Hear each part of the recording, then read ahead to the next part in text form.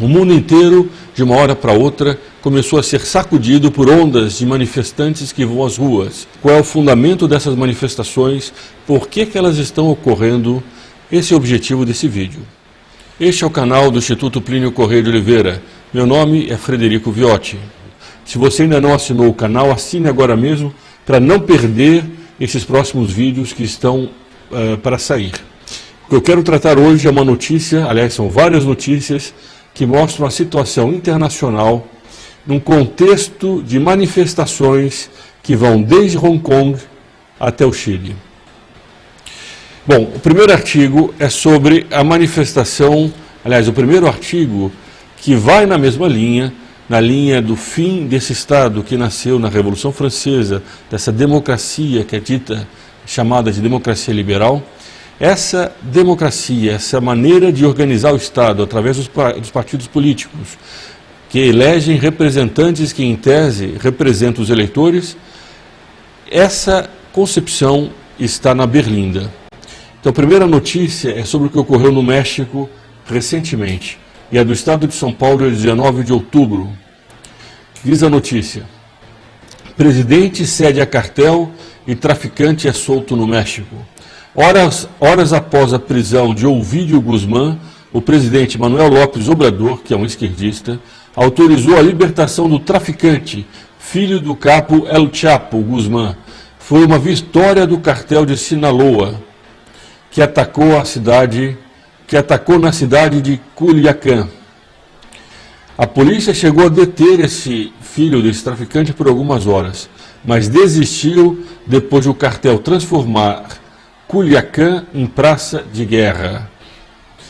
Bom, o fato aqui de mais grave que é nisso é que esse Estado que nós conhecemos, que tem o poder executivo, legislativo, judiciário, essa estrutura toda que nasceu da Revolução Francesa, hoje chega mais ou menos no fim dela.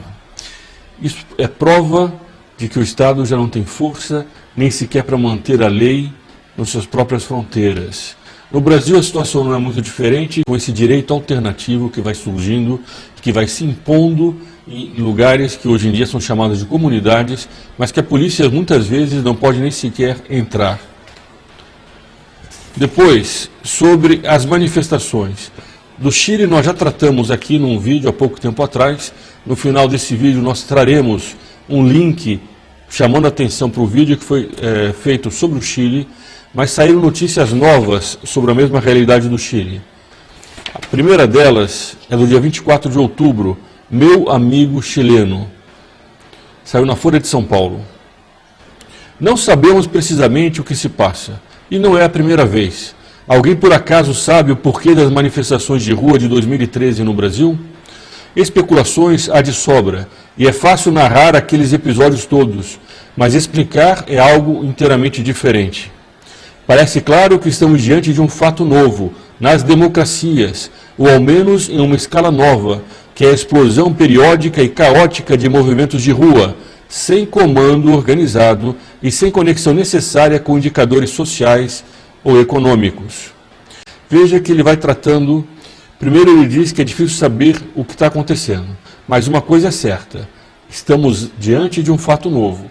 Algo surgiu dentro da história desses fenômenos que começaram com as democracias liberais, mas que agora estão atingindo uma nova dimensão através das redes sociais que levam pessoas às ruas em manifestações pelo mundo inteiro.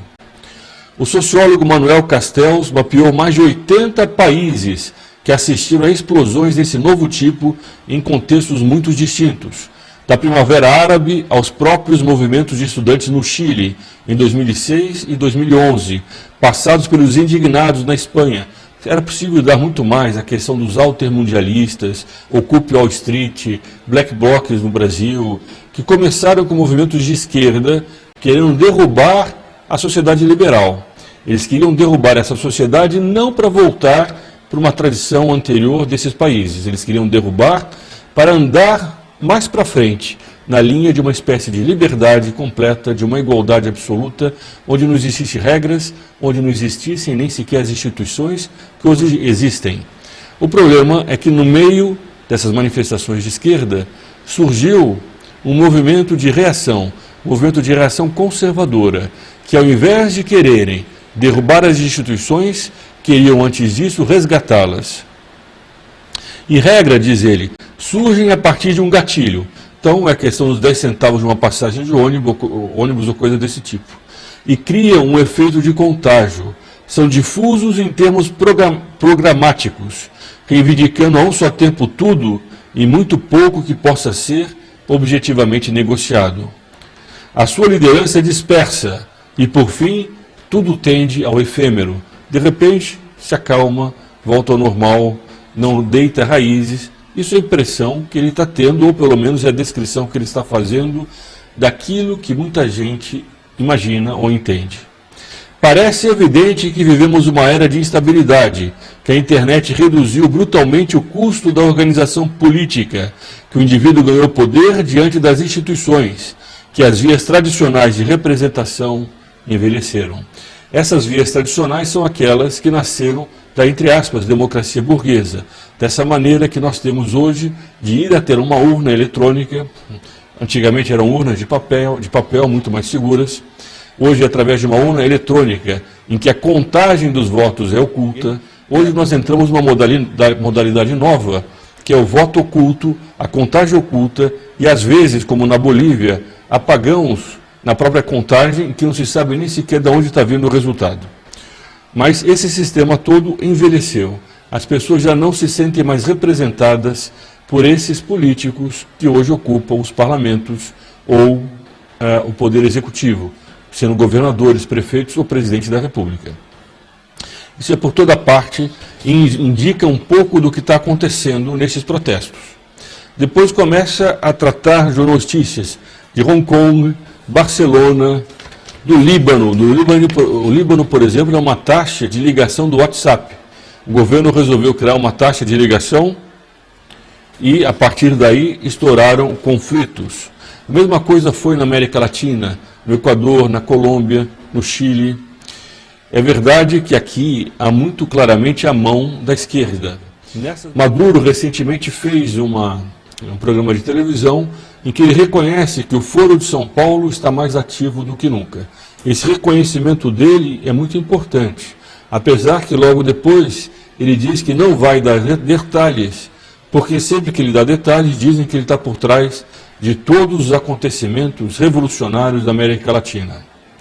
E por isso ele diz que é segredo operacional, mas que eles estão muito ativos.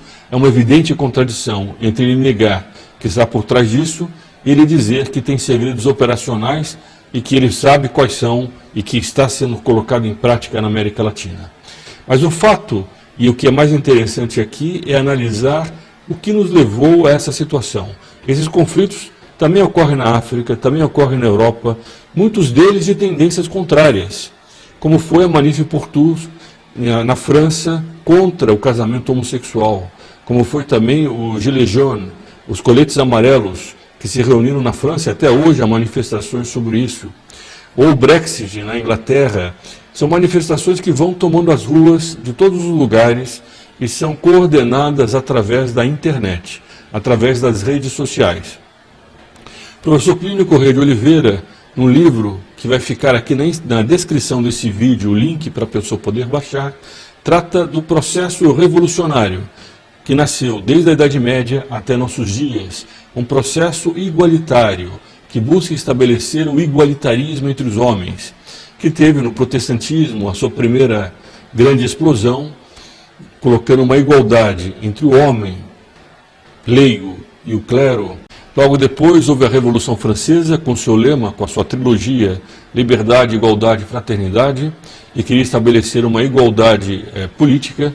Depois veio o comunismo, com seu lema de igualdade econômica, querendo colocar os pobres contra os ricos, o proletário contra a burguesia. Mas o processo não parou aí. A mentalidade da Rússia, a maneira como a Rússia, no comunismo, se espalhou por toda parte, é algo documentado em inúmeros livros. Basta ver, hoje em dia, que mesmo aqueles que se dizem anticomunistas, muitas vezes são favoráveis a diversas outras ideias, consequência do comunismo, como, por exemplo, o próprio aborto, como, por exemplo, a ideia da autogestão. A autogestão era algo que estava na Constituição da União das Repúblicas Socialistas Soviéticas, no seu preâmbulo, como fim último daquela sociedade comunista, da ditadura do proletariado que deveria dar lugar a um Estado igualitário. Essa autogestão, essa maneira como as pessoas deveriam se autogestionar, se autodirigir, era algo que o presidente da França, François Mitterrand, na década de 80, quis implantar, não apenas na França, mas da França, como ocorreu com a Revolução Francesa, se espalhar para o mundo inteiro, montando um palco para o mundo em que, quando o comunismo, pelo seu fracasso econômico, já não pudesse continuar seduzindo os homens, apareceria essa nova modalidade de comunismo, que é um comunismo já mitigado por um certo aspecto do seu lado tirânico e entrando numa visão mais humanista, ecológica, tribalista, que também naquele momento já começava a surgir, seja através da Revolução de Maio de 68 na Sorbonne, em que jovens estudantes iam para as ruas, tiravam os paralelepípedos da calçada e gritavam: é proibido proibir, seja através do movimento estruturalista, seja da contracultura, do movimento hippie, que tudo conjugava para trazer essa nova realidade a essa força revolucionária, igualitária, que se impunha no mundo. Então nós chegamos em um momento histórico onde tudo está montado para o triunfo de uma nova era histórica que já não é mais nem a primeira, nem a segunda, nem a terceira revolução. É a quarta revolução, essa mania, essa ideia ecológica, tribalista, miserabilista, anticonsumista, que se vê tanto em Cuba, nos teólogos da libertação e agora, infelizmente, até mesmo no Sínodo da Amazônia. O Sínodo da Amazônia é uma espécie de coroação desse processo revolucionário que busca criar uma nova maneira de nós vermos a civilização.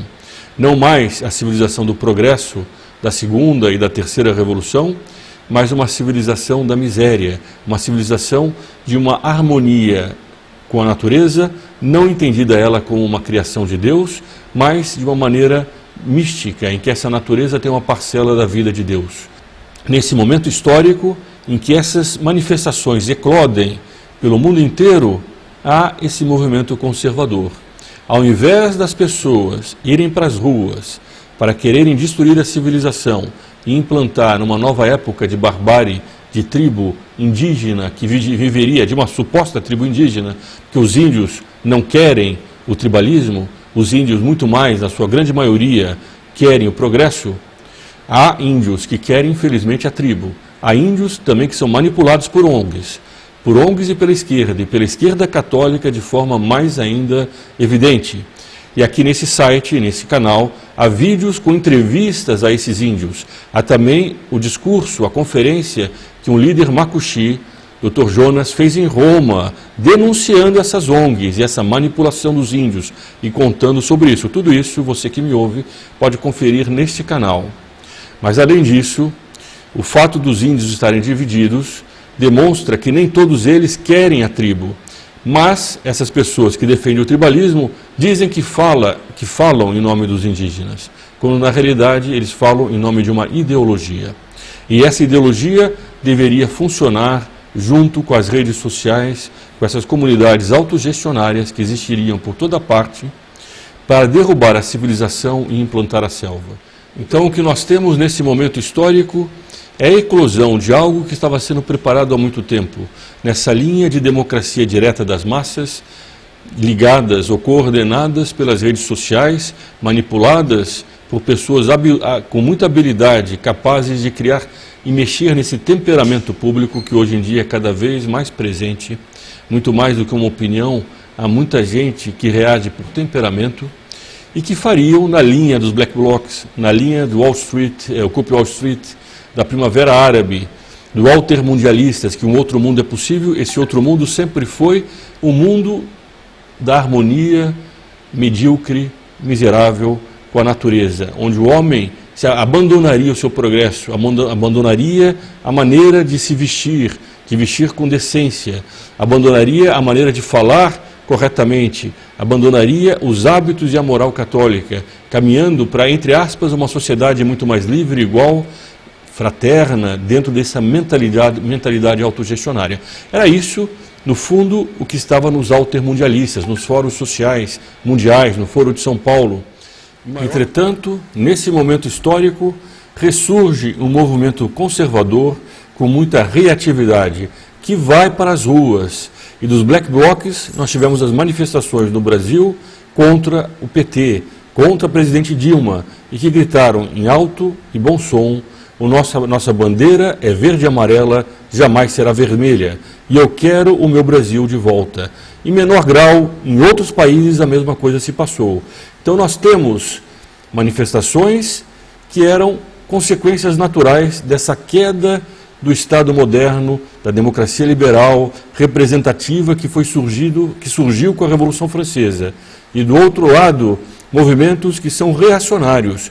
Eles não são só conservadores. Hoje eles reagem, eles pedem a defesa da soberania dos países. No mundo que caminhava para a República Universal, essas pessoas querem defender as suas tradições, as suas famílias e as suas propriedades. Esse é o panorama que nós estamos, e é isso que explica, a meu ver, boa parte dessas manifestações que pelo mundo inteiro estão eclodindo. É um panorama grandioso que abre perspectivas grandiosas e que nós, como católicos, só podemos esperar o cumprimento das profecias que Nossa Senhora em Fátima nos deu, quando ela disse que, por fim, o meu Imaculado Coração triunfará.